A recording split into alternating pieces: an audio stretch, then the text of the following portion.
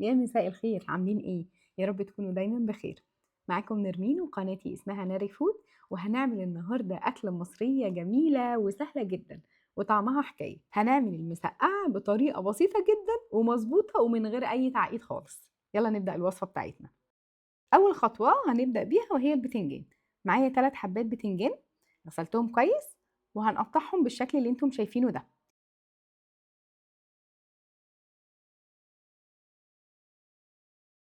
بصوا، يفضل سمك القطعة بتاعة البتنجان اللي احنا بنقطعها ما تبقاش رفيعة قوي علشان ما تتحرقش مننا واحنا وبنحمرها.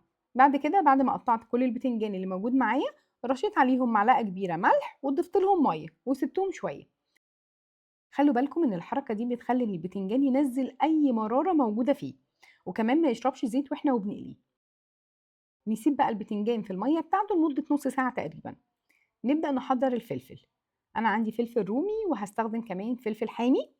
الفلفل الرومي بقى قطعوه بالشكل اللي انتوا عايزينه وبالكميه اللي انتم حابينها، اي تقطيعه واي كميه. انا بحب اقطعه بالشكل ده، قطع صغيره كده زي ما انتم شايفين.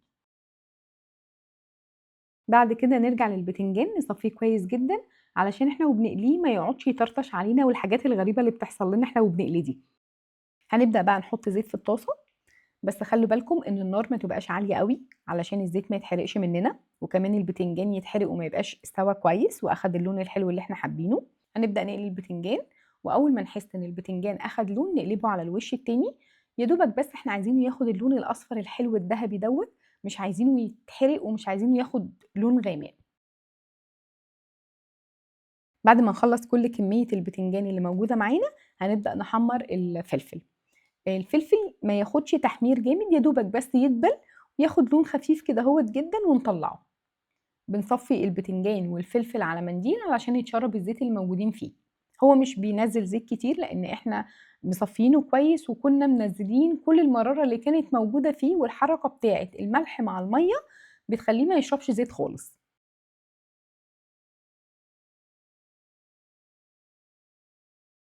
في طاسة تانية بقى هنحط شوية زيت وننزل عليهم ب5 فصوص توم مهروسين، ونسيبهم لحد ما ياخدوا لون خفيف وريحة التوم تبدأ تطلع كده. بعد كده هنضيف عليهم عصير الطماطم، ونتبل بقى ملح، بس ما نزودش كمية الملح لأن احنا اوريدي كنا متبلين البتنجان. نص معلقة صغيرة فلفل اسود، نص معلقة صغيرة كمون، معلقتين كبار خل.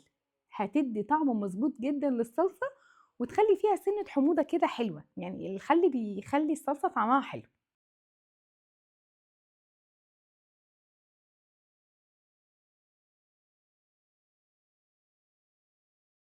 بمجرد ما الصلصة تبدأ تغلي وتتماسك سنة كده، نبدأ نضيف عليهم الفلفل والبتنجان اللي احنا كنا محمرينهم، ونقلب تقليبة خفيفة من غير ما نكتر في التقليب. ما كتروش كتير، تقلبه كتير علشان البتنجان يفضل ما يعني يفضل قطعة متماسكة، ما تتهريش مننا.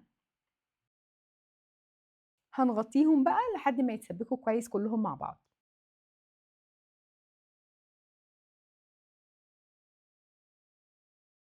وبعد كده المسقعة هتكون خلصت. وصفة سهلة جدا، طعمها جميل جدا. ننفع ناكلها لوحديها بقى بالعيش، نعمل ودن قطة، نعمل ساندويتش، نعمل أي حاجة. تنفع كمان جنب أي أكلة تاني. زي ما انتم شايفين طعمها، انتوا طبعا مش حاسين بالطعم، انا اللي حاسه بيه. بس طعمها خطير جدا. اتمنى ان الوصفه تكون عجبتكم. ما تنسوش تعملوا لايك للفيديو وتشتركوا في القناه وتفعلوا الجرس علشان يوصلكم كل الوصفات الجديده من ناري فود. اشوفكم في وصفه جديده ان شاء الله على خير. باي باي.